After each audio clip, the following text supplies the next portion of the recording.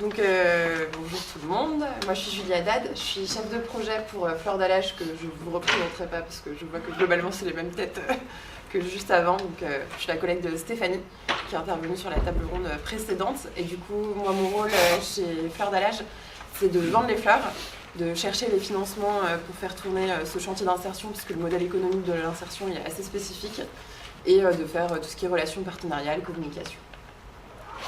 Voilà. Nadège, ouais, merci beaucoup Julie. Bonjour, moi je suis Nadège Kraï, je travaille pour en fait Ziggy et la ferme Cosma.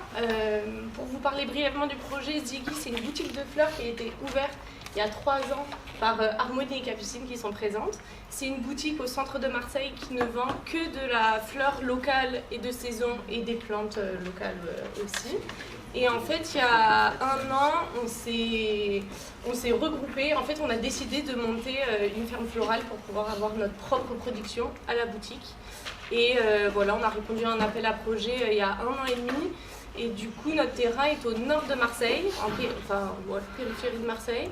Et au sein d'un projet plus global où on est avec on est installé avec beaucoup d'autres agriculteurs. Voilà. La Bételine, si vous voulez regarder sur internet, la Bételine, ouais. Le nom du site, qui est un site très bel endroit. Ouais, qui mixe pas mal de formes d'agriculture. Exactement. Qui fait 10 hectares en tout, et nous, notre parcelle, elle fait 3000 m². C'est vraiment petite surface. Tu as des serres Non. Pas du tout. Hein, non, enfin on a une petite serre de 30 m², ouais. Et c'est tout, sinon on fait que du plein champ. Que du plein champ, ouais. Ouais.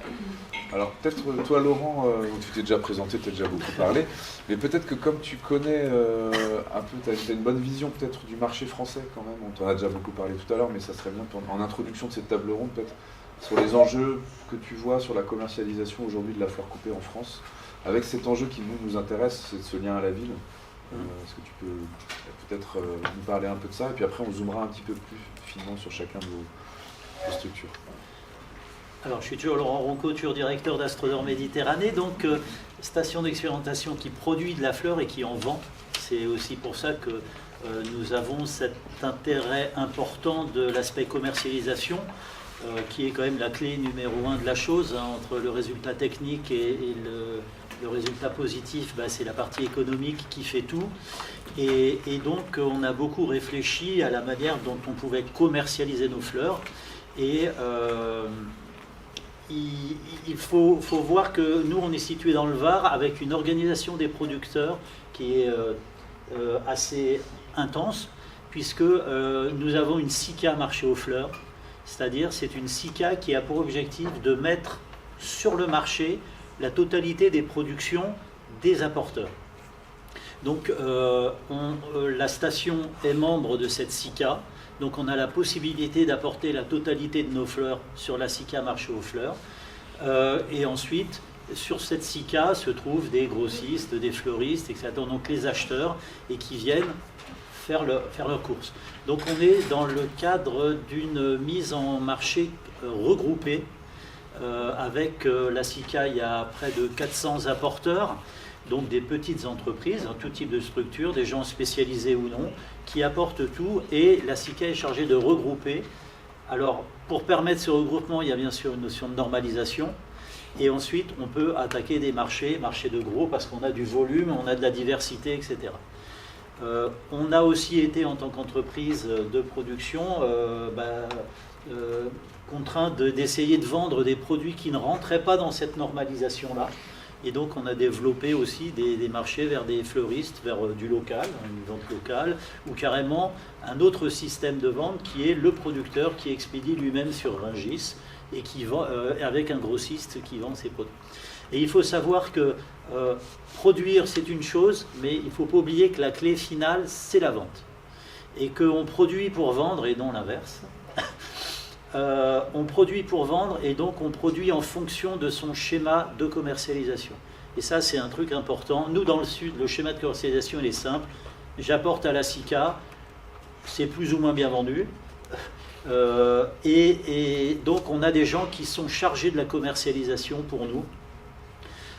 Quand on est une structure beaucoup plus isolée, va se poser la question de faire son marché, son marché, comment écouler ses produits. Et derrière, comment satisfaire le marché qu'on a visé. Ça peut être un groupe de fleuristes ça peut être quelques grossistes locaux. Donc tout ça fait que ça oriente pleinement l'activité de l'entreprise en fonction de ce schéma de distribution. Moi personnellement, je pense que l'avenir, c'est quand même des gens qui se regroupent pour offrir du volume et de la diversité. Parce que sur le marché de la fleur coupée, les acheteurs veulent de la régularité. On a des fleuristes qui seront capables d'en parler. Souvent, si vous êtes très irrégulier sur votre marché, vous êtes présent sur le marché que 1 mois, puis vous disparaissez après, vous n'intéressez pas. Si vous êtes présent avec des tout petits volumes, vous n'intéressez pas.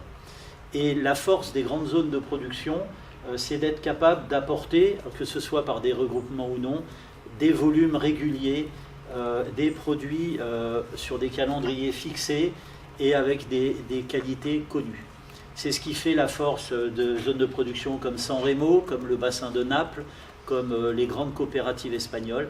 C'est leur capacité maintenant à dire, nous, on peut vous fournir, ou bien sûr les Pays-Bas, on est capable de vous fournir du produit tout le temps à un prix à peu près connu. C'est ce qui fait aussi la concurrence des produits étrangers. On disait que 15% des fleurs étaient vendues en France, étaient produites en France, alors 15 ou 10, en fait, on ne sait pas trop. Mais bon, on est sûr que ça ne va pas plus haut. La concurrence est capable d'apporter chez un fleuriste un camion avec tout dedans, tout le temps. Voilà. Et la question qu'on doit se poser, nous, quand on produit, c'est qu'est-ce que j'apporte en plus que ça?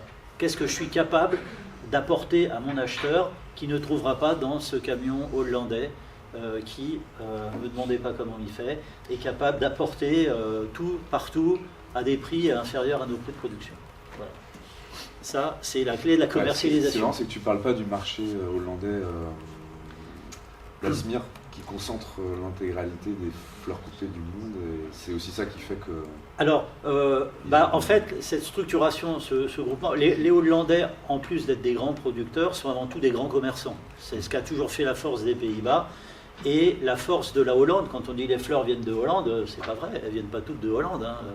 Alors soit c'est des Hollandais qui produisent au Kenya ou au Portugal ou ailleurs, soit c'est carrément des entreprises de là-bas. Tout passe aux Pays-Bas et est regroupé, et ensuite il y a une logistique derrière.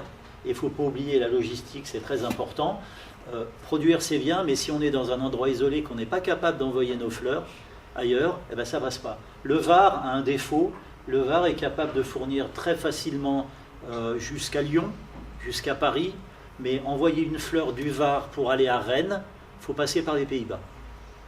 On n'a pas la logistique. Alors souvent on me demande, mais c'est totalement débile, d'envoyer aux Pays-Bas pour arriver en Bretagne.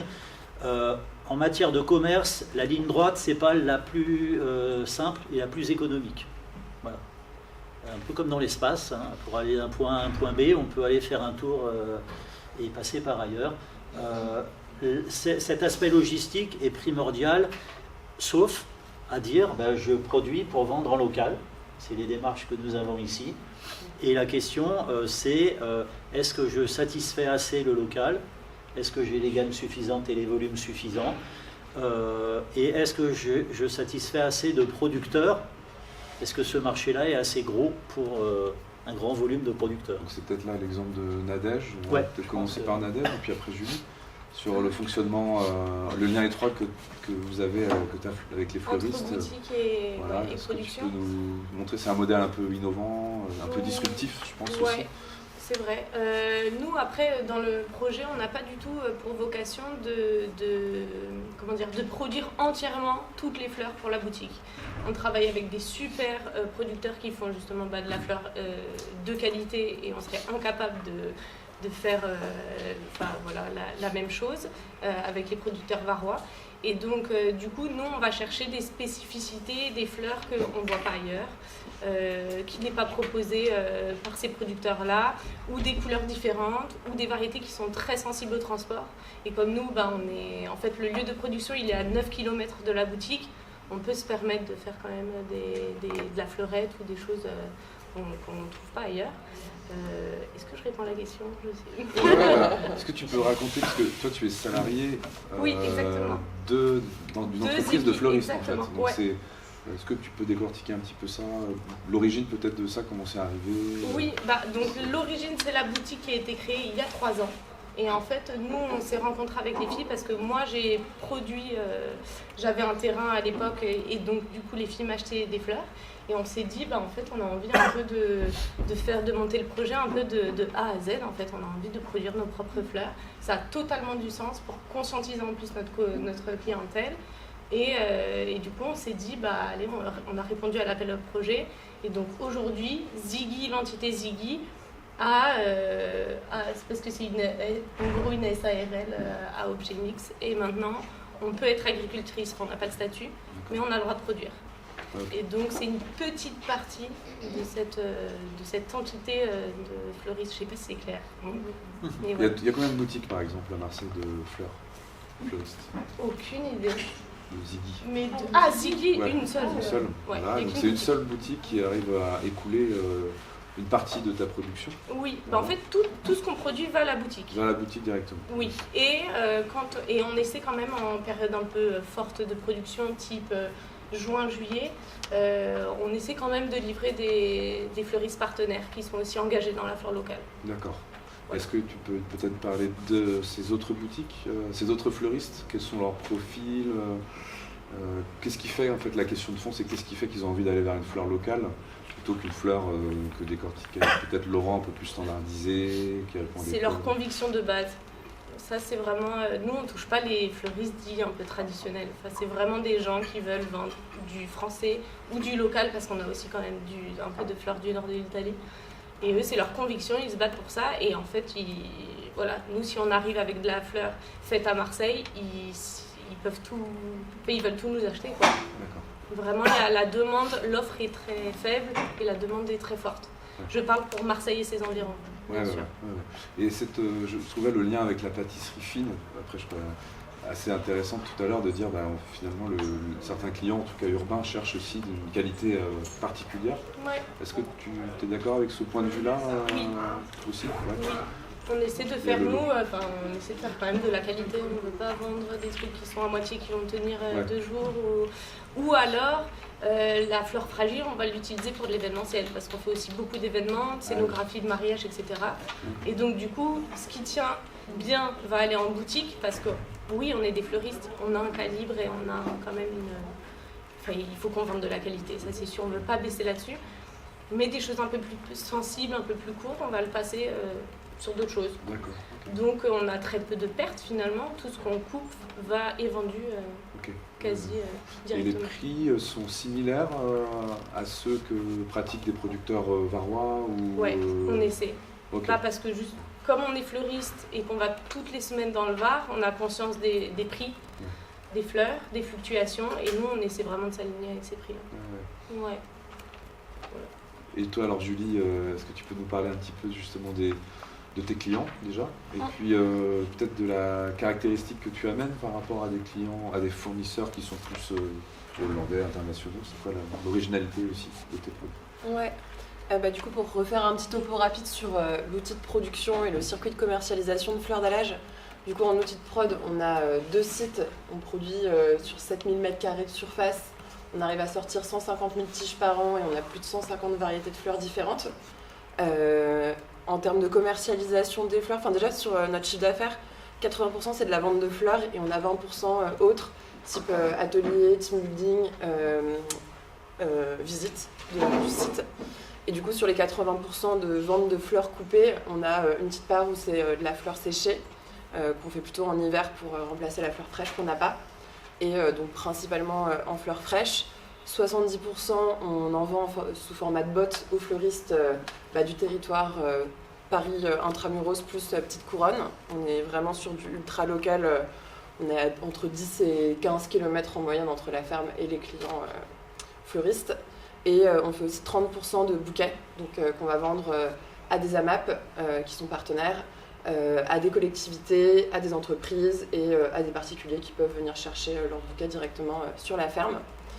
Et du coup, pour les spécificités que nous, on va apporter et les demandes des clients, déjà sur les clients fleuristes, on a mis en place depuis 3 ans un format partenarial avec des fleuristes ambassadeurs. Donc on a 6 fleuristes ambassadeurs sur la période pendant laquelle on a des fleurs fraîches entre mars et octobre.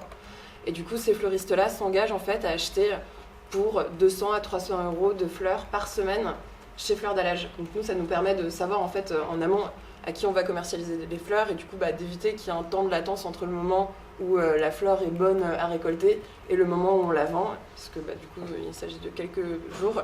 Et donc comme ça on prévoit tout en avance et puis ça permet aussi d'adapter le plan de culture à la demande de ses clients spécifiquement. Donc en fait à chaque fois là en fin d'année, je vais faire ça dans quelques semaines là, je fais le point avec ces 6 fleuristes ambassadeurs pour savoir de quelle variété ils ont besoin pour l'année prochaine, quel coloris, et d'adapter un petit peu ce qu'on fait actuellement, s'il y a des trucs qu'ils n'ont pas trouvé à Rungis cette année, que du coup on pourrait faire qui les intéresserait. Au contraire, ce qu'ils ont à Rungis, que Rungis fait mieux, une fleur internationale beaucoup plus standardisée, beaucoup plus haute, où nous on a 0 valeur ajoutée, en plus on est plus cher, là du coup ils nous le disent aussi, donc ça sert à rien. Et justement je vérifie un peu mon alignement prix à ce moment-là avec eux, parce que y a très peu de transparence sur les prix. Moi pour moi c'est hyper difficile en fait de savoir si je suis vachement au-dessus du marché, si je suis vachement en dessous. On est quand même plutôt globalement au-dessus en faisant de la fleur française avec des valeurs telles que celles qu'on porte. Mais du coup voilà, je vérifie un petit peu aussi à ce moment-là. Par exemple on essaie de faire un peu de graminées et de feuillage, mais là-dessus on sait qu'on n'est pas compétitif par rapport à du Rungis, mais bon, on a quand même quelques fleuristes engagés qui vont quand même acheter une petite quantité chez nous, mais voilà, on sait que c'est ridicule par rapport à ce que fait Rungis en termes de volume. Et en termes de qualité, pour nous c'est vraiment ça le principal argument, et la durée de vie aussi de la fleur, la tenue en vase, parce que globalement moi les équipes encadrantes font le lundi l'inventaire de ce qu'on va couper le mardi. Comme ça je prévends moi le lundi avant que les fleuristes justement aillent à Rungis, comme ça ils savent ce qu'ils achètent chez nous versus ce qu'ils achètent à Rungis, et du coup ce qu'ils vont compléter quand ils vont aller à Rungis. Et du coup c'est coupé le mardi matin, et le mardi après-midi c'est chez eux, soit en boutique soit en atelier. Et est-ce que tu sais comment ils valorisent concrètement dans leur boutique, les fleuristes, le fait que ce soit des fleurs qui sont de chez toi? C'est-à-dire, est-ce qu'ils utilisent le bleu, blanc, rouge, un label Est-ce qu'il y a une photo de l'outil de prod? Je sais pas. Ça va dépendre des fleuristes avec lesquels on travaille. Du coup, dans les fleuristes ambassadeurs, on a des ateliers. Donc là, la question, elle se pose pas. Il y a assez peu de communication là-dessus auprès des clients finaux. Ça dépend un peu des clients finaux. Mais il n'y aura pas un affichage fleur d'Alage. Les clients les fleuristes qui ont des boutiques, là, ça dépend de comment ils ont organisé leur boutique globalement. Mais il y en a qui vont avoir vraiment un corner fleur d'Alage et qui vont commercialiser des bouquets 100% fleurs d'Alage. Par exemple, la Fleur Montreuil, là, eux, ils ont vraiment leur corner, et du coup, quand ils ont il y a des clients qui viennent et qui demandent des bouquets 100% fleurs d'Alage. Donc là, au moins, ils savent où sont les fleurs. Là-dessus, c'est le côté insertion qui les intéresse plus, ou le côté local, à ton avis? Un peu les deux. Je dirais déjà le côté local, et en fait souvent la demande en fait vient des clients, et c'est pour ça aussi que les fleuristes se mettent à acheter de la fleur locale. Et du coup donc il y a le côté très local, il y a le côté fleur du 93 qui permet de revitaliser les sols, et il y a le côté insertion. On a un peu ces 3 arguments là. Oui, environnemental au final, parce que c'est vrai qu'il y a ce label plante bleue, je ne sais pas si c'est quelque chose que vous connaissiez et que vous utilisiez. Est-ce que ça vous paraît intéressant, ça? Ça valorise pas forcément l'aspect environnemental de la production? Pas aussi bien que le bio, quoi. Ouais, et puis nous, du coup, on n'a pas le label bio, vu qu'on travaille sur des sols pollués. Mais ce côté label, j'ai pas l'impression qu'il soit hyper important pour les clients, parce qu'à partir du moment où ils connaissent nos engagements, en fait, ils vont pas forcément aller demander un label, et le label Fleur de France, il est beaucoup trop large par rapport à nous, les 10 km qu'on a de distance entre le client final et la ferme. Donc non, on est plutôt sur une sorte de fleur de la... ce qu'on valorise, même dans la manière dont on va communiquer au travers de stickers, de PLV, etc., c'est un peu la fleur de Seine-Saint-Denis. Ok, c'est marrant. C'est pas la fleur de France, quoi. Et vous, Ziggy, c'est pareil, c'est le côté fleur marseillaise qui est mis en avant dans la boutique ou pas? Ouais. Comment ça se déroule? Parce qu'en fait, moi, honnêtement, j'habite pas loin, mais je suis jamais rentré. Je suis allé chez Julie à la Ciotat. Maintenant, on s'est dit qu'on allait développer une petite signalétique pour expliquer aussi d'où viennent nos fleurs, comment elles ont été conditionnées, comment elles sont arrivées jusqu'en boutique. Et on commence à parler beaucoup de la forme Cosma, et c'est un peu comme toi, il y a les gens qui viennent en boutique et qui demandent elles sont où les fleurs d'Alage, Et nous, il y a beaucoup de gens qui viennent, ok, c'est lesquelles les fleurs de la ferme Cosma? Je veux qu'un bouquet de 100% fleurs Cosma. Donc déjà, ils viennent, ils le savent, ils sont au courant. Et sinon, on a des petits stickers aussi, les stickers prix, les étiquettes en fait, qui ont des couleurs différentes, qui sont en couleur rose pour notre production. Ah, Comme ça, oui, les gens, d'accord. ils arrivent, ils voient les fleurs, ils se disent, ok, ça vient de Marseille. Ok. Et après, sur toutes nos étiquettes, que ce soit les fleurs, les plantes, on met forcément d'où ça vient. Ah oui, Enfin, ok. voilà. Une transparence Tout sur est l'origine. traçable. Ah oui, oui. D'accord. Ouais. Et l'aspect environnemental, tu le mets en avant aussi? L'aspect qualité sanitaire de la fleur, tu vois, qu'il n'y a pas de pesticides, herbicides. Oui, quand même. Ok. Ouais, on l'explique. Quand les gens ont le temps, on l'explique. Mais ouais. Et les Varois, Laurent, est-ce qu'ils ont un label, un logo, Alors, quelque chose pour mettre en avant l'aspect local de leur production? Pour les Varois, il y a qu'une notion qu'il faut prendre en compte, c'est le volume de fleurs à écouler. Quelques exemples, dans le Var, il y a un peu plus de 200 hectares de pivoine, donc ça fait 12 millions de tiges à faire passer en un mois et demi. Il y a près de 11 hectares d'anémones et 9 hectares de renoncule, donc on est sur des volumes importants. Donc ça a toujours été une zone qui avait comme vocation à produire et à exporter hors zone PACA. On va dire que près de 75% des fleurs produites dans la zone sont commercialisées hors région PACA, que ce soit en France ou à l'étranger. Et dès le départ, l'idée avait été d'identifier la fleur comme étant une fleur produite dans le sud. Et donc ils ont développé enfin nous, parce qu'on a participé aussi, une marque qui s'appelle Hortisud. Je ne sais pas si vous la connaissez, Hortisud. C'est aussi la profession qui avait poussé au label Fleur de France et à la création de ce label Fleur de France, de façon à mettre en avant la fleur française par rapport aux autres. Et actuellement, il y a des changements au niveau de la législation, d'évolution des labels. Donc la profession part à fond sur sa marque Hortisud, les fleurs du Var, de façon à être identifiée comme la zone de production et tout ce qui découle derrière en matière de respect de la législation, etc. Parce qu'en France, on a quand même une législation qui couvre à peu près tous les aspects de la production et qui resserre bien tout ça. Derrière, ensuite, c'est aussi une marque de qualité de la fleur, c'est-à-dire qu'une marque qui garantit une certaine standardisation, une qualité et une tenue en vase. Ça fait partie des critères de cette fleur-là. Alors c'est sûr que la tenue en vase, si on prend le cas d'un dahlia, en effet, un dahlia, les meilleurs dahlias, ils tiennent 8 jours, la moyenne tient entre 5 et 6 jours. Donc c'est vraiment la fleur événementielle, on ne peut pas faire un grand bouquet qui tient là-dedans. Mais pour le reste, ça fait partie des critères de qualité. Et il y a toute une signalétique qui est mise en place. Il y a le club des fleuristes Hortisud, qui est un truc national, avec en effet une signalétique, des petits logos, des petites étiquettes, des choses comme ça.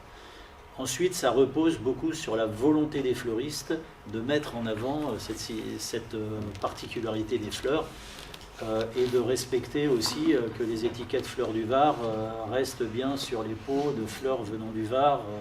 Mais là, après, c'est beaucoup plus compliqué à gérer. Et j'ai moi-même déjà repéré des fleurs qui ne venaient pas du Var avec une étiquette fleurs du Var. Est-ce que vous avez un emballage, des conditionnements, là je rentre un peu dans la technique, mais pour faire transiter vos plantes d'échange jusqu'à chez le fleuriste, l'aspect logistique, est-ce qu'il y a des spécificités que vous utilisez pour favoriser la tenue, justement, la durabilité de la fleur? Est-ce qu'il y a des frigos par exemple? Est-ce qu'il y a des emballages particuliers que vous recommandez? Là c'est plus des aspects techniques pour les autres pros. Je commence, si j'y arrive. Nous on a une chambre froide en effet pour garder les fleurs si besoin, surtout celles qui ne sont pas vendues en fait, entre le moment où elles sont coupées et le moment où elles sont vendues. Si elles ne sont pas vendues le jour même et qu'elles sont vendues du coup le lendemain, ça permet en effet de garantir la qualité de la fleur. En termes de conditionnement, on essaie d'aller au maximum vers le zéro déchet. Donc nous ce qu'on fait, c'est qu'on botte les fleurs uniquement avec un élastique. Sur les fleurs les plus fragiles, on va même mettre du craft, comme les dahlias par exemple, où on va essayer de limiter au max l'utilisation de papier craft. On n'utilise pas du tout de plastique pour emballer les fleurs, et après on livre directement les fleurs aux fleuristes en véhicule hybride avec, du coup, dans les seaux, et en fait, on récupère directement les seaux, on leur donne, et comme ça, on est vraiment sur... Ils te font des commandes par WhatsApp, téléphone, t'as un site web aussi? Ouais, en fait, on a une plateforme qui s'appelle Coupanda, qui permet du coup de faire en fait des fiches produits pour chacune des variétés de fleurs qu'on cultive. Et comme ça, on met les stocks à jour. On peut avoir en plus des formulaires différents par soit type de client, type de fleurs. Par exemple, j'en ai un pour les fleurs séchées, un pour les fleurs fraîches. Pour les fleurs fraîches, j'ai un formulaire pour les fleuristes ambassadeurs, un autre que j'utilise les jours où j'ouvre la vente aux autres fleuristes non ambassadeurs s'il reste du stock. Donc c'est plutôt bien foutu. Okay. Et ça permet justement de fluidifier beaucoup tout le process de commercialisation, parce que quand je suis arrivée, moi, il y avait un Excel que du coup je devais envoyer au fleuriste numéro 1. J'attendais qu'il me réponde, je mettais mon Excel à jour, je devais l'envoyer au fleuriste numéro 2. Et en fait, c'était un enfer. Et jusqu'à 22h, j'envoyais des textos et je mettais des Excel à jour et c'était trop chiant. Et du coup, là, au moins, il y a une gestion des stocks qui se fait en direct. Donc bon, le seul truc un peu chiant, c'est que du coup, s'il y en a deux qui sont en même temps en train de faire leur panier, qu'il y en a un qui valide, et du coup l'autre, il n'y a plus assez de quantité sur certaines variétés, il peut pas valider son panier, donc il m'appelle, il me dit je comprends pas, ça marche pas. Et du coup, je lui dis pas assez rapide, faut rafraîchir la page. Mais bon, ça fluidifie énormément. Après, c'est quand même une contrainte pour certains fleuristes qui ont vraiment besoin de voir les fleurs pour imaginer ce qu'ils vont mettre dans leur composition, etc. Et du coup, c'est vrai que là, ils commandent sur catalogue. Et donc, du coup, on essaie de mettre un maximum de photos, de valoriser par message, de dire, voilà, là, cette semaine, c'est cette variété-là qui vient de sortir, elles sont trop belles, pour justement orienter vers les fleurs qu'on soit qu'on a déjà de gamme de volume. plantes, de fleurs, toi? 150 variétés. 150, ouais. Ouais. Toi, t'en as combien juste pour Je sais pas. Alors, vas-y, pourquoi tu sais pas? Non, je pense qu'on est autour d'une vingtaine d'espèces. T'es dans un... Et de variétés, moi je dirais une cinquantaine. Ok. Pas plus. Parce que quelles sont les relations que... C'est les fleuristes... Toi, t'es fleuriste ou t'es productrice? Parce que j'ai... Les non, deux. T'es les deux, Ouais. voilà. Donc le choix des plantes que tu cultives, comment ça s'établit? Parce qu'il y a cette étroite relation avec l'outil de fleurs, de production de fleurs, enfin de production de vente de fleurs, le fleuriste. Et comment ça... C'est quoi les liens? Vous avez des réunions pour sélectionner les gammes? Ouais, on le fait ensemble, bien sûr. Vous faites ensemble, ouais. Les choses qu'on ne voit pas ailleurs, les choses qui nous font plaisir, Okay. les fleurs qui nous emballent et qu'on se dit ça a l'air dingue, tentons-le. Voilà, on fait beaucoup dans les gammes couleurs. Et puis après, on établit selon la période des mariages. Généralement, souvent on fait les devis mariage un an avant. Bon, les thématiques couleurs, ça va être ça. Donc on va planter ça, on va acheter les graines en conséquence. Okay. Ça va être un peu ce genre de truc. Les manquements, des fleurs bleues, on en a beaucoup fin de l'hiver, début du printemps, mais pas en été, donc on va décaler on va faire notre calendrier de culture aussi en fonction de ça. Quelles couleurs manquent à quel moment.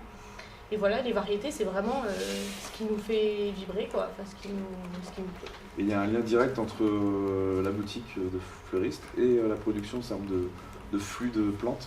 Tu as besoin d'un frigo, par exemple? Pour ça, alors oui, nous on bénéficie d'une place dans le frigo du maraîcher qui est juste à côté de nous. Ah, oui, ça okay. C'est super. Parce que voilà, comme on est avec plein d'autres agriculteurs, il y a beaucoup d'échanges entre nous. Donc on s'entraide là-dessus. Et sinon, nous on coupe le matin très tôt.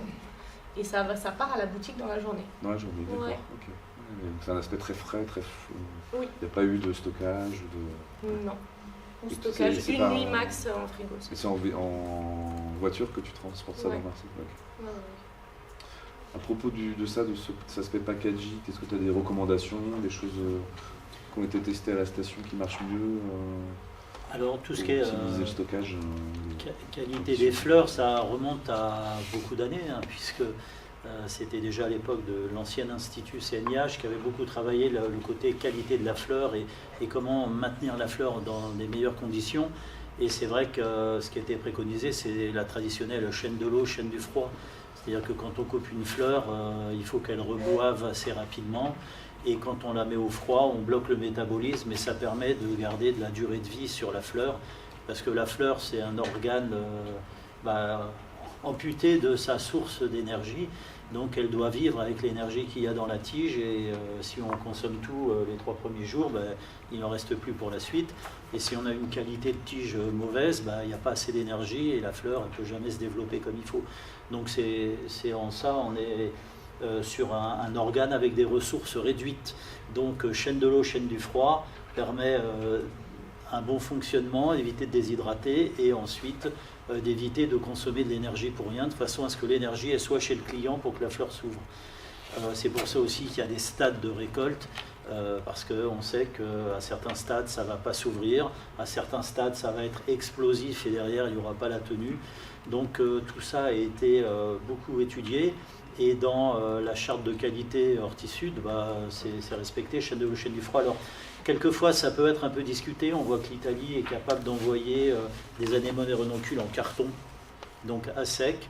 Et il n'y a pas forcément de grande différence, donc c'est un parti pris qui avait été pris au départ. Peut-être qu'on pourrait le faire évoluer un petit peu, mais c'est vrai que nous, les fleurs sont, même dans toutes les entreprises, les fleurs sont coupées, remises en eau au froid, et ensuite apportées, si il y a marché aux fleurs, stockées dans des frigos, et ensuite commercialisées. Alors en termes d'emballage, la SICA a pris une décision, plus de plastique à partir de maintenant. Donc tous les emballages plastiques disparaissent petit à petit et maintenant tout va passer avec des cornets papier, avec cette problématique que quand on a le plastique on voit bien la fleur de loin et quand on a le cornet en papier on la voit beaucoup moins. Donc derrière ça suppose quand même d'être capable de prouver une standardisation et une qualité standard tout du long et aussi bien informer les clients. Mais l'objectif c'est réduire la consommation du plastique. Après en matière de tenue, on ne voit pas trop de différence entre plastique et papier. La commercialisation... je peux peut-être revenir juste, parce que là je te sens encore pas. Ouais, non, j'ai un truc à dire quand même, c'est que la production est en lien permanent avec le secteur de commercialisation, puisque dans ce cas-là, même chez vous, il y a ceux qui produisent et ceux qui commercialisent. Donc ceux qui commercialisent sont en lien direct avec la production de façon à orienter vers les grandes tendances et vers les produits. Et on est même capable de faire évoluer les normes en fonction d'évolution des demandes. Ça rejoint ma question sur la standardisation, Voilà. Parce que j'ai bien compris. Je pense comprendre Nadège. Est-ce qu'il y a une volonté de standardiser tes produits ou est-ce que c'est aussi tu laisses un peu la nature faire les choses dans ton exploitation et les fleuristes ensuite s'adaptent d'une certaine manière à ce que tu fournis. Oui. Ça, C'est plutôt ça. Est-ce que tu peux nous raconter un peu ça Et puis aussi on passe, je pense, pas assez de temps, je veux dire la partie production elle prend pas tant de temps que ça. Je veux dire on n'y est pas 5 jours semaine non plus. Et du coup, oui, on laisse quand même, on contrôle, on essaie d'avoir de la qualité, on cueille ce qui nous semble être le mieux, voilà. Mais oui, il y a forcément des petites fluctuations et on laisse quand même le jardin aussi se faire. Et c'est ce que j'imagine, propose à la vente aux clients, c'est ce côté peut-être plus un peu sauvage ou peut-être plus naturel dans le bouquet que des produits peut-être plus standardisés. Oui. C'est une question un peu ouverte. Quand même une petite définition de la standardisation, parce que je ne suis pas sûr qu'on soit d'accord sur le terme. Standardisation, ça veut dire que quand on amène un produit, il correspond à une certaine définition. Mais quand on va amener, on parlait des Lisianthus, repartons sur les Lisianthus, le produit il est standardisé, c'est-à-dire qu'on a des classes de longueur qui existent, mais ça ne veut pas dire qu'ils font tous 70 cm. Vous avez des 50, des 60. Voilà. La standardisation va reposer sur 60 cm plus ou moins d'eux, etc. De façon à ce qu'un acheteur, quand on lui dit t'achètes une botte de Lisianthus de 80, il ne se retrouve pas avec la moitié en 50, la moitié en 80. Je remonte quelques temps en arrière, il y en a qui faisaient des bottes de 5, d'autres des bottes de 10, il y en a qui faisaient 35 cm, d'autres ils faisaient 45, il y en avait, ils avaient plus ou moins 10 cm. Quand vous allez aux Pays-Bas, si vous avez des variations de plus de 2 cm, vous avez un pourcentage de pénalité sur les prix de vente. Et quand vous variez vraiment beaucoup, ils reconditionnent et vous le payez. Donc la standardisation, c'est ça, c'est être capable de faire des produits qui sont décrits parfaitement. Ça ne veut pas dire qu'ils sont moins sauvages que d'autres. Quand on fait un agératum, il y a des tiges qui poussent, il y en a qui vont faire 50, d'autres qui vont faire 60. La standardisation, c'est qu'à la fin, quand on met en vente, on est capable de décrire le produit et ça peut être acheté sans être vu quasiment. C'est aussi la standardisation sur le stade de récolte. Voilà. Et toi, Julie, tu es un peu intermédiaire ou pas dans cet aspect de standardisation? Est-ce que tu respectes un certain cahier des charges, par exemple, avec tes fleuristes? En fait, ce qu'on essaie de faire, c'est d'avoir des fiches produits qui soient hyper détaillées, justement, de dire quand c'est des tiges qui font qui font entre 20 et 30 cm, quand elles font plus de 30 cm, ou par exemple pour le Lysianthus du 60 ou du 70 cm, donc de vraiment détailler et forcément de fixer le prix en fonction de ça. Donc au début, on pensait que ce serait bloquant de vendre des tiges à moins de 35-40 cm pour les fleuristes, et au final, avec des prix différenciés, et en fait, le fait de le savoir à l'avance fait que sur certaines variétés où c'est intéressant économiquement, en fait, ils vont en commander, ils vont faire des mini bouquets qui vont vendre moins cher. Et au final, ça part plutôt bien. Donc là-dessus, on était assez contents. Et en termes de conditionnement aussi, du coup, la plupart du temps, on vend les bottes par 10 tiges. Et en fait, pour la fleurette, on en rajoute toujours une 11e au cas où, je sais pas, il y en a une qui soit pas assez qualitative et qui fane hyper rapidement, que pendant le transport, il y en a une qui soit cassée. Et comme ça, en fait, ça simplifie vachement aussi le travail de service client. Où, du coup, avant, parfois, certains fleuristes, dès qu'il y avait une tige qui n'était pas parfaite, ils m'appelaient. Et du coup, maintenant, je leur dis, en fait, il y en a 11, donc c'est cette 11e-là qui n'est pas parfaite. Du coup, au final, vous avez vos 10. Et donc, ça évite de faire des remboursements, des réductions, etc. Et c'est vrai que ça a pas mal simplifié ce travail-là. Okay. Justement, sur la standardisation, le cas des feuillages à couper, parce qu'on parle beaucoup de la fleur, mais il y a aussi du feuillage dedans. Avant, les feuillages à couper, c'était tout vendu au kilo. On achetait 1 kilo d'eucalyptus, et le fleuriste derrière, il avait du long, du court, etc. Mais il en avait 1 kilo, quoi. Alors bon, sauf en faire de la pâte à tartiner, c'est pas très indicateur. 1 kilo, il faut savoir le nombre de tiges qu'on a et le nombre de tiges exploitables. Et quand on a développé un peu la filière feuillage à couper dans le Var, on a transféré ces standards de normalisation fleurs coupées au feuillage. Et une grande partie des feuillages qui étaient vendus, c'était à la tige. Une botte de 10 tiges, comme ça on sait que quand on achète 3 bottes, on pourra faire tant de bouquets, etc. Derrière, c'est aussi un service commercialisation qu'on fournit aux clients en fournissant de la standardisation. Moi, j'ai envie de vous laisser la parole un petit peu. J'imagine que vous avez des questions. N'hésitez pas, c'est le moment. Là, on a 20 minutes ensemble avant le repas. Est-ce que vous avez des questions qui vous viennent? Sur l'aspect économique de vos structures, est-ce que vous avez un peu d'éléments à nous donner par rapport au chiffre d'affaires, par rapport au volume, par rapport au nombre de salariés, qu'on puisse un peu imaginer vos structures en détail? Donc la question, je la répète pour ceux qui sont pas là. C'est bon, il n'y a personne là-bas. Ah, il n'y a personne. C'est rapatrié ici, c'est plus sympa quand même. Et donc l'aspect modèle économique, c'est vrai que je ne l'ai pas trop creusé, je suis resté sur la commercialisation, mais est-ce que tu as esquissé ça un petit peu peut-être avec les 80-20? Est-ce que tu peux parler un peu plus du chantier d'insertion en tant que tel, peut-être, sur le modèle éco? Le modèle économique du chantier d'insertion, il est hyper spécifique parce que du coup, on a des aides au poste, ça s'appelle, pour couvrir le salaire des salariés qu'on accompagne en parcours d'insertion. Donc 100% quasiment du salaire de ces personnes-là est couvert par des subventions publiques. Donc ça représente à peu près 60% de notre budget total. Le chiffre d'affaires, là, en 2024, on a fait 120 000 € de chiffre d'affaires. Donc ça représente à peu près 15% du budget. Et le reste, en fait, c'est du coup tout le travail de recherche de financement que j'effectue, donc auprès de fondations, de fonds de dotation, pour pouvoir en fait permettre de couvrir nos coûts de fonctionnement et tous nos achats et investissements. Parce qu'aujourd'hui, avec 120 000 € de chiffre d'affaires, on n'arrive pas à couvrir 100% du fonctionnement. Parce que du coup, Stéphanie avait dit qu'on était 19 dans l'équipe, donc 13 personnes en insertion.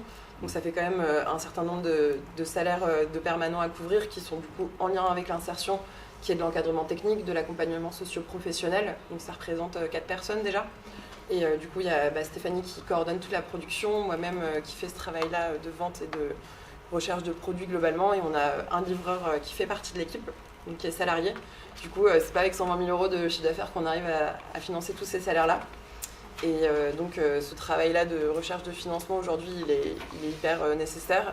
Mais on a aussi un autre projet, parce que du coup là avec nos 7000 m² de surface, dans tous les cas on est au max de ce qu'on arrive à produire et de ce qu'on arrive à vendre. Donc dans tous les cas Enfin, voilà, avec Stéphanie, ça fait 3 ans qu'on est arrivé, on a réussi à quadrupler le chiffre d'affaires, mais même avec ça, on est encore loin du compte. Donc là, la seule solution, c'est d'avoir des surfaces qui soient plus grandes.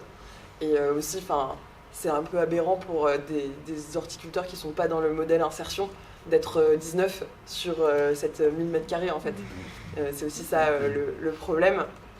Et donc là, l'idée, c'est de produire sur de plus grandes surfaces qui nous permettent de couvrir nos coûts de fonctionnement uniquement avec de la vente de fleurs et pas avec toute cette recherche de financement qui s'épuise au vu du contexte économique national, des politiques publiques en lien avec l'insertion. Enfin voilà.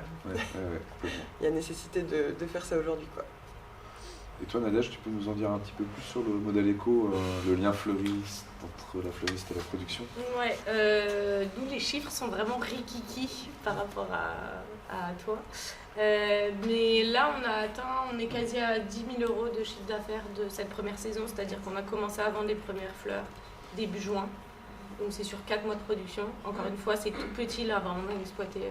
On n'exploite pas les 3000 m² pour l'instant. Et on a remboursé tous nos investissements de la première année. On a vendu à peu près 5000 tiges. Et voilà, et après, il n'y a que moi qui est salarié. Enfin voilà, après il y a mon salaire à dégager. Parce que je suis la seule vraiment salariée sur la partie production. On n'a pas d'aide, et voilà. Donc pour l'instant, c'est pas rentable, mais c'est le début. Donc voilà, on va se réadapter. Si on peut rajouter juste une petite précision. Mais aussi notre fonctionnement il est assez spécifique parce qu'on part d'une société commerciale pour après développer une partie du coup agricole, mais ce n'est pas notre activité principale, donc on peut quand même se reposer sur l'activité commerciale qui nous assure un point de vente, un chiffre d'affaires. Voilà, donc c'est l'expérimentation de la première année, c'est notre première saison, mais c'est vrai qu'on n'a pas un fonctionnement de 100% d'activité agricole. Juste un micro-point, c'est qu'on a aussi du coup l'avantage comme on est fleuriste de pouvoir vendre au prix de tige. En gros, c'est pas comme si on vend nos fleuristes à des prix de tige grossistes, mais du coup en boutique on vend à des prix fleuristes. En fait on fait des plus grosses marges aussi si on a la principale. Enfin, on a moins besoin de produire beaucoup. Plus grosse qu'un producteur ou une productrice. Parce que dans la modélisation économique, j'imagine que vous l'avez fait, il y a une partie de la production qui est dédiée vraiment à la vente à d'autres fleuristes, ou c'est modélisé pour être vendu exclusivement par vous avec la boutique? Alors quand même exclusivement boutique, et c'est plus le surplus, principalement, mais on a quand même envie de dégager un petit, je sais plus cette année qu'on en a fait, je crois que c'était à peu près 20% de la production est partie pour d'autres fleuristes. Donc ça, dans le modèle un peu comme ça, 3000 m² égale presque une boutique de fleurs qui marche bien placée dans le centre-ville. Pour donner juste des idées comme ça. Pour l'instant, non. Non, mais dans l'idée simulée, oui. Non, peut-être pas sûr. Idéalement, ce serait super. Idéalement, sachant que c'est pas toute l'année du tout. Ouais. On n'a pas des fleurs toute l'année. Et qu'on a 3000 m² de parcelles, mais que là, on était à 1 tiers d'exploitation. D'accord. Qui reste 2 tiers là, complètement en friche pour l'instant. On l'a pas modélisé comme ça tu l'as évoqué là. Oui, principalement pour la boutique en effet, et le reste pour les fleuristes partenaires. D'accord. Et Laurent, peut-être tu vas apporter un éclairage. Tu parlais de mémoire 10 € du mètre carré pour 7000 m² en moyenne. Non, il faut faire plus. Faut faire plus. Nous, on va dire que les entreprises font au minimum 100 à 150 000 € de chiffre d'affaires de façon à pouvoir payer des structures, c'est souvent des entreprises familiales avec un salarié ou deux. Après, on en a qui sont beaucoup plus gros, mais pas tant que ça. 2 hectares, 2 hectares de serre, c'est le plus gros qu'on ait. C'est rien par rapport à 50 hectares aux Pays-Bas ou 200, 300 dans les pays tiers. Donc, non, nous, on estime que plus de 50 € du mètre carré, ça devient confortable. Voilà. En chiffre d'affaires dégagé. Chiffre d'affaires dégagé, voilà.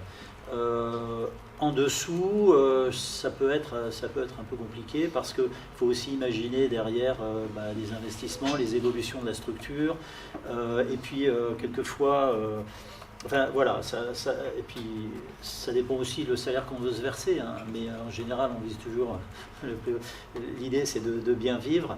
Donc nous quand on conçoit des rotations, qu'on imagine des cultures, etc., il faut que sur l'année on soit capable d'être le plus proche de 50 € du mètre, quoi.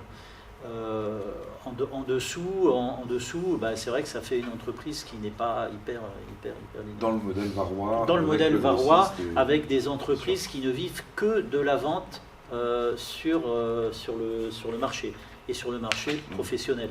Alors après, il y en a aussi, tous ont plus ou moins un petit point de vente en local, c'est autorisé, c'est légal, et ça permet de ravitailler quelques fleuristes et en effet d'écouler des choses, mais là encore, on a des professionnels qui sont à fond sur la production. Si on dédie du temps pour la commercialisation, il faut vraiment dédier un temps sérieux, quoi.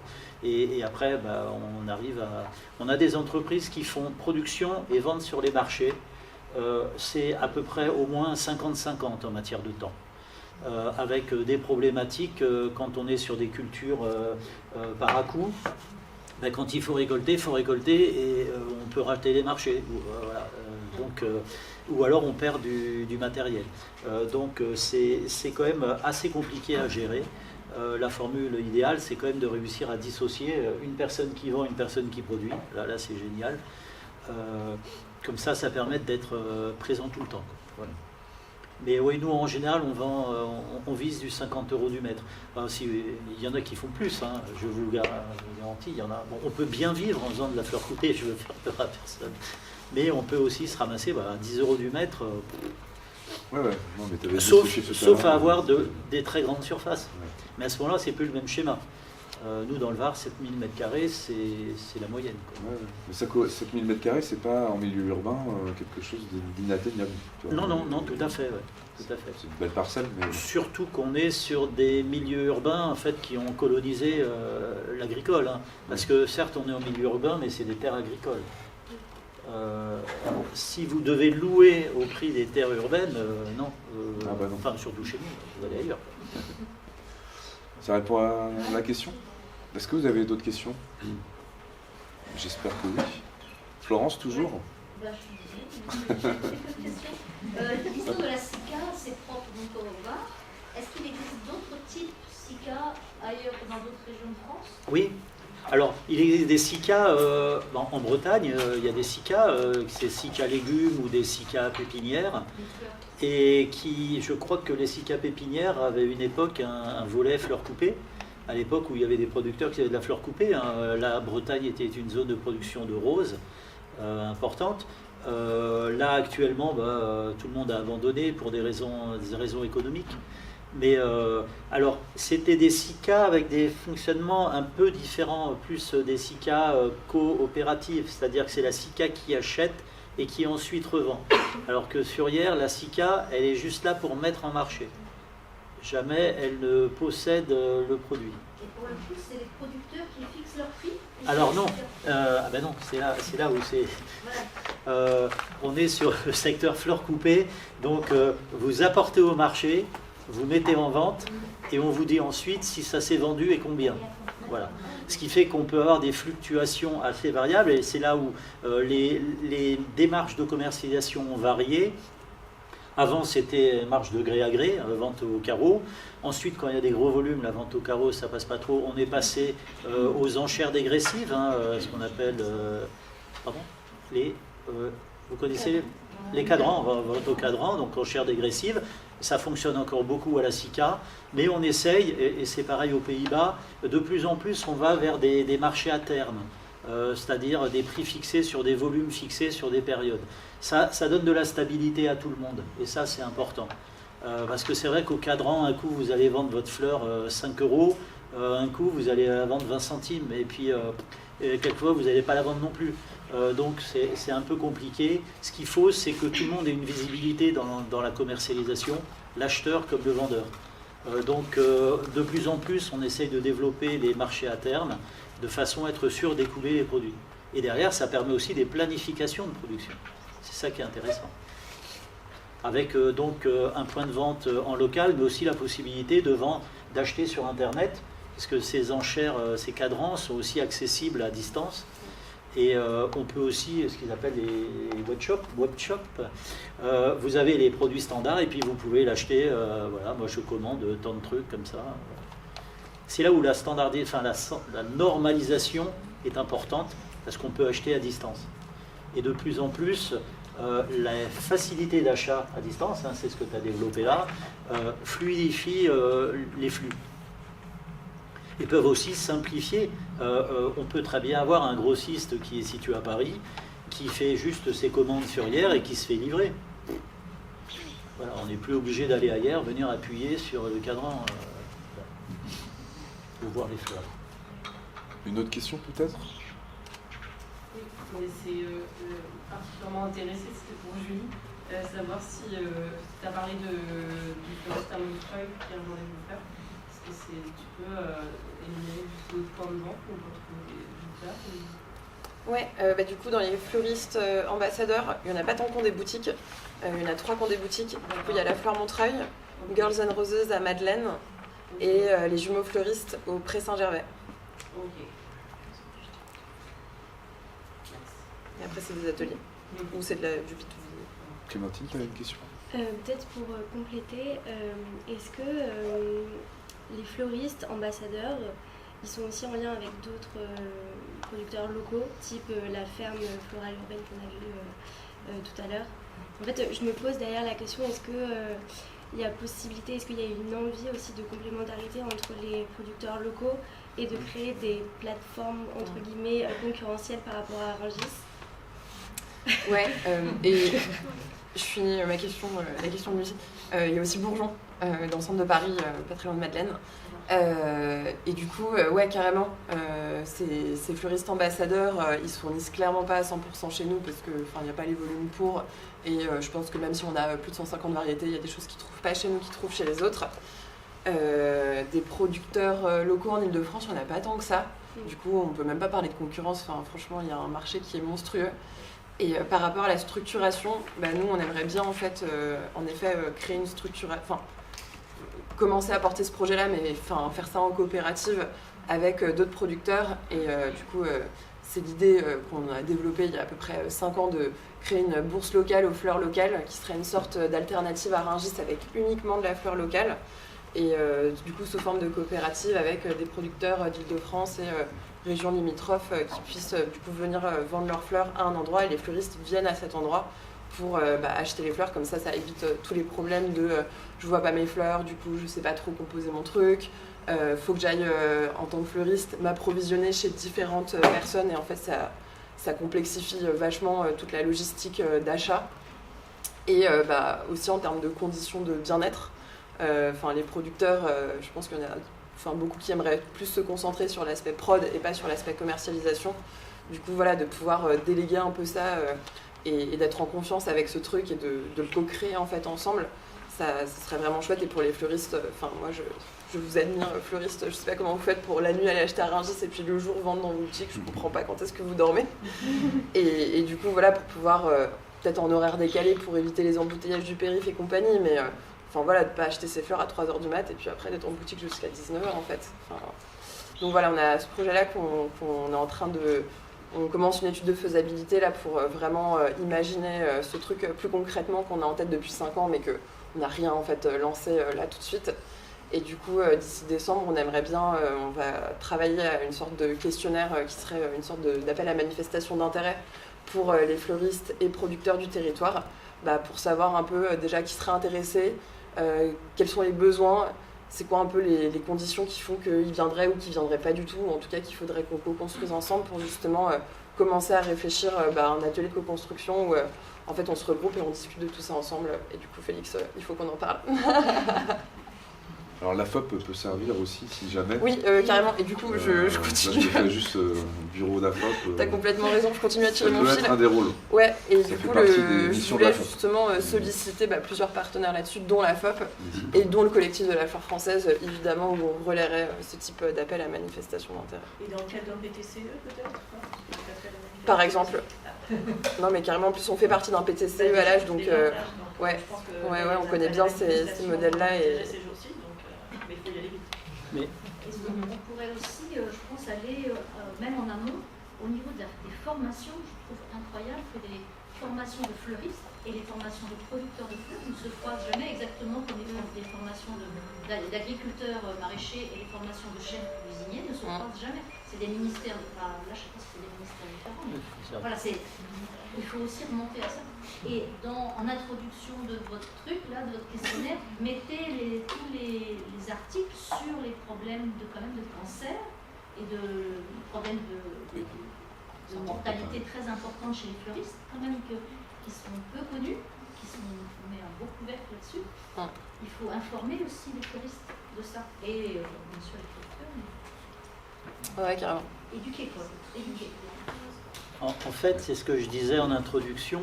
Si on veut vraiment simplifier le système, il faut éviter qu'il y ait 20 000 petites relations entre un fleuriste et 40 et regrouper et faire des pôles. Bon, je ne sais pas parce qu'on est structuré comme ça dans le Sud, mais on s'est structuré comme ça justement pour fluidifier tout ça. Structurer un point qui fait de l'offre et structurer et de façon à ce que les acheteurs aient un seul endroit où aller. Voilà. Après, la question se posera, c'est qu'est-ce que la fleur locale? Beaucoup parlent de la fleur locale. Si on prend l'anémone et la renoncule, nous, on va commencer à entrer en production sans chauffer, sans rien. Elle est locale chez nous. Alors que ici, l'anémone renoncule, c'est plutôt printemps. Voilà. On peut vendre au mois de novembre des anémones renoncules locales, même si elles ne sont pas produites sur Paris, quoi. Voilà, c'est ça. Donc il faut aussi trouver une manière de présenter la chose. Enfin, c'est local, c'est plutôt sans intrants énergétiques démentiels, quoi. Voilà. Fleurs adaptées à la zone de production. Voilà. Mais la filière est tellement horrible au niveau international que le local, j'ai l'impression que si déjà on arrive à faire des choses en France, c'est bien. Oui. Après, c'est encore mieux si on arrive à régionaliser ou lié à une ville particulière, mais il y a quand même un enjeu à revisiter complètement cette filière, on est d'accord. Elle est complètement horrible. Mais un fleuriste, il vaudra sûrement une anémone ou une renoncule. On dit la rose à la Saint-Valentin, c'est une aberration, parce que même dans le Var, où il fait bon, nous on a 20 degrés là, actuellement, même dans le Var où il fait bon, on chauffe pour avoir la rose à la Saint-Valentin. Bon, on pousse vers d'autres cultures, on pousse vers la renoncule, qui est très jolie, mais la renoncule ici à la Saint-Valentin, c'est pareil, hein, vous aurez du mal à en avoir, quoi. Donc, c'est... Ouais, c'est ça. Donc, les fleuristes auront toujours quand même besoin de fleurs qui viennent d'ailleurs que des 10 km² autour. Voilà, c'était ce que je voulais dire. C'est la fin de la... C'est la fin dans une minute, c'est vrai. Alerte rouge, on dépasse. Une dernière question, peut-être, pour une question rapide pour réponse. Je voulais savoir si j'ai une question. Est-ce que vous avez, même si l'offre est inférieure à la demande, hein, parce qu'on a entendu, est-ce que vous avez quand même une estimation d'un vendu pour les problèmes de qualité, etc. Et notamment sur des périodes un peu critiques, notamment l'été où les fleurs sont fermées, qu'est-ce que vous faites de vos fleurs l'été? Est-ce que vous avez une estimation déjà en produit, en pourcentage, et de quel vous faites de vos fleurs l'été? Ouais, super bonne question. Je dirais que déjà nous, on a pas mal de pertes du coup, qui sont liées au fait que on forme des personnes qui connaissent pas la fleur. Donc ça c'est hors le côté, ça va dans la qualité, mais c'est un autre métier en fait qu'on fait aussi. Et de base, la fleur c'est un support d'insertion et voilà, il faut pas qu'on l'oublie, il faut qu'on le prenne en compte dans la manière dont on fait nos achats de graines, etc. Du coup, je dirais qu'il y a déjà peut-être 20% de la prod qu'on perd parce que c'est un outil de formation et c'est normal. Et sur les invendus, cette année, l'année n'est pas encore terminée, mais en tout cas, le pourcentage de perte est hyper bas par rapport aux années précédentes, notamment grâce à cet été, où on a bien vendu par rapport aux années précédentes et on est très content. Et en fait, c'est un peu le travail qu'on fait depuis 3 ans, de réussir à trouver des débouchés en été. Il y a un été où on avait même essayé de vendre à Rungis tellement... on avait zéro solution et on perdait toutes les fleurs qu'on cultivait. C'est hyper frustrant pour les personnes qui les cultivent de les voir au compost. Donc là, on a réussi à trouver quelques circuits, en tout cas, qui sont intéressants. Et donc, je pense qu'on est plutôt sur du 10% de perte. Et encore, ce pourcentage-là, en fait, il est un peu faux. Parce que du coup, ce qu'on perd, en fait, on les sèche. Et du coup, on fait attention dans le plan de culture de prendre des fleurs qui se sèchent. Et comme ça, là, on va les travailler cet hiver sous forme de bouquets, sous forme d'accessoires en fleurs séchées, qu'on va vendre sur des marchés, à des coopératives dans le 93 qui vont revendre par derrière. Donc on est sur du quasi 0% au final de pertes. Il doit y avoir peut-être 5% pour des problèmes de qualité en effet, où il y a des trucs qui sont invendables. Pardon ? Oui, nous les références qu'on a, soit Alice, Lysiantus, etc., 5% de pertes, pas plus quoi. En production ou En production. En production. En production, plus de 5% de pertes, ça commence à pénaliser lourdement la rentabilité de la culture. Donc ouais, il y a d'autres manières de valoriser. C'est vite atteint, en tout cas. 5%, moi je peux dire, c'est vite atteint. Ouais. Là, on a même commencé à faire des confettis avec les pétales. Du coup, les fleurs qui n'étaient pas assez qualies, pas assez hautes. Du coup, c'est un énorme travail. Enfin, on peut le faire parce que le côté insertion fait que on a 13 personnes et que parfois on n'a pas toujours de quoi les occuper. Donc, de dépioter chaque fleur pour étaler les pétales et puis les sécher dans des conteneurs, etc. Enfin, il faut avoir quand même la logistique et les espaces pour le faire. En tout cas, c'est chouette et ça permet d'apporter à notre offre mariage aussi un peu plus de produits qui sont assez sympas et qu'on peut aussi utiliser pour les enterrements. Une dernière question de Marseille et après on arrête. C'était juste pour aller plus loin dans cette réponse, mais qu'est-ce que vous avez mis en place finalement cette année, cet été pour avoir moins de pertes? Enfin, qu'est-ce qui concrètement a été trouvé comme solution? Avoir réfléchi en amont les partenariats, donc avoir dans les fleuristes ambassadeurs des fleuristes qui ne ferment pas du tout l'été. Donc là, notamment les ateliers, les fleuristes qui font du B2B, ça fonctionne en continu. On a aussi le conseil départemental du 92. Leur équipe de fleuristes nous commande des fleurs toute l'année, sur la période où on en a. Et donc là, même en été, ils ont des événements. Et il y a aussi Désiré qui nous sauve la mise tous les étés avec des énormes commandes de fleurs qu'elles nous font 3 fois par semaine. Et aussi parce que du coup, à Rungis, en été, il y a eu plein de carreaux de producteurs locaux qui étaient fermés. Donc au final, ça leur permettait aussi d'avoir de la fleur locale d'une autre manière. Donc là-dessus, franchement, ça nous a vraiment sauvé une grosse partie des fleurs. Merci beaucoup. On peut les applaudir.